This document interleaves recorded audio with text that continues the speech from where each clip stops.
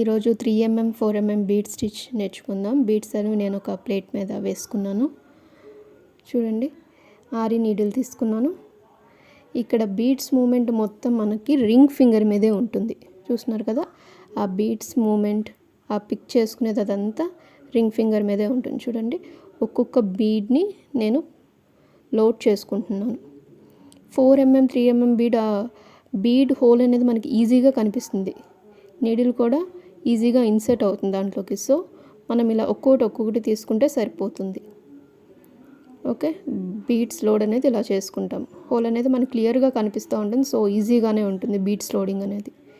అలా రింగ్ ఫింగర్తో పట్టుకొని, అదిగోండి బీడ్స్ అనేది రింగ్ ఫింగర్ చూస్తున్నారు కదా, దాంతోనే కంట్రోల్ ఉంటుంది.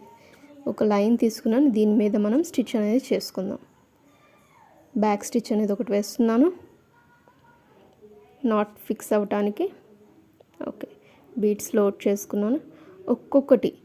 ఒక్కొక్కటే తీసుకోవాలి. 4mm బీడ్స్ అనేది మనం స్టిచ్ బేసిక్ చైన్ స్టిచ్చే, కానీ ప్రతి స్టిచ్కి మనం థ్రెడ్ అనేది ఇలా పైకి పుల్ చేయాలి. స్లాంట్గా పక్కకి పుల్ చేయండి. థ్రెడ్ అనేది స్ట్రైట్గా పైకి పట్టుకోవద్దు. ఓకే, అప్పుడే మనకి ఈజీగా ఉంటుంది.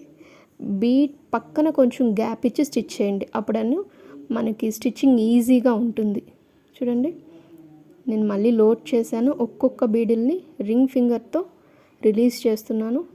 కొద్దిగా గ్యాప్ ఇచ్చి స్టిచ్ చేస్తున్నాను. పక్కనే స్టిచ్ చేస్తే చూడండి కొద్దిగా టైట్గా ఉంది మనం స్టిచ్ చేయటం. బీడ్ డిస్టర్బ్ చేస్తుంది స్టిచ్ని. సో కొద్దిగా బీడ్ పెట్టిన తర్వాత కొంచెం గ్యాప్ ఇచ్చి స్టిచ్ చేయండి, అప్పుడు ఈజీగా ఉంటుంది మనకి స్టిచ్చింగ్ అనేది. 4mm బీడ్స్ స్టిచ్ చేయటం అది చాలా ఈజీ. షుగర్ బీడ్స్తో కంపేర్ చేస్తే షుగర్ బీడ్స్ మనం మ్యాక్సిమం ఒక 2 తీసుకుంటాం, కానీ 4mm 3mm బీడ్స్ మాత్రం సింగిల్గానే మనం స్టిచ్ చేయాలి. ఓకే, చూడండి ఒక్కొక్కటి రిలీజ్ చేసుకుంటూ ఇన్సర్ట్ చేసి స్టిచ్ చేసుకుంటున్నాం. ఈజీ స్టిచ్ అనేది కంప్లీట్ అయిపోయింది. లాస్ట్లో ఒక ఎండ్ నాట్. ఇది 3mm 4mm bead stitch. Okay, thank you. Subscribe to my channel.